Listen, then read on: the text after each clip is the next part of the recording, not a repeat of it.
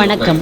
கோவை மாவட்ட ஆட்சித்தலைவர் கிராந்திகுமார் பாடி அவர்கள் மேட்டுப்பாளையம் சமூக ஆர்வலர்களுக்கு பாராட்டு சான்றிதழ் வழங்கி ஊக்கப்படுத்தினார். கோவை மாவட்டம் மேட்டுப்பாளையம் அரசு மருத்துவமனைக்கு அதிகப்படியான குருதி வழங்கிய இதற்கான வருடத்தில் ஒருமுறை குருதி கொடையாளர்களை கோவை ஆட்சியர் அலுவலகத்திற்கு வரவேற்று அவர்களை ஊக்கப்படுத்தும் விதமாக இந்த வருடமும் கோவை மாவட்ட ஆட்சியர் அலுவலகத்தில் பாராட்டு சான்றிதழ் வழங்கும் நிகழ்ச்சி இன்று நடைபெற்றது.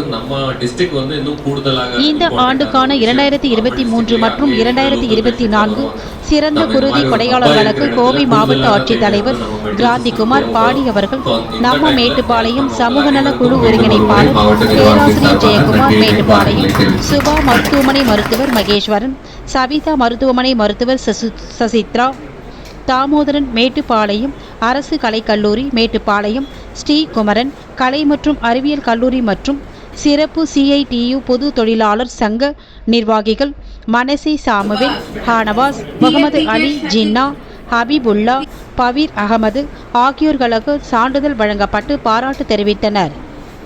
செய்திகளுக்காக ராத்திரி ரவுண்ட்ஸ் புலனாய்வு மாதம் இருமுறை ஆசிரியர் வேலூர் வா தர்மேந்திரன், தலைமை செய்தியாளர் ஹரிப்பிரியா ரவி மற்றும் செய்தியாளர்கள் மேட்டுப்பாளையம் ஷானவாஸ் உடன் சாமுவேல். வணக்கம்.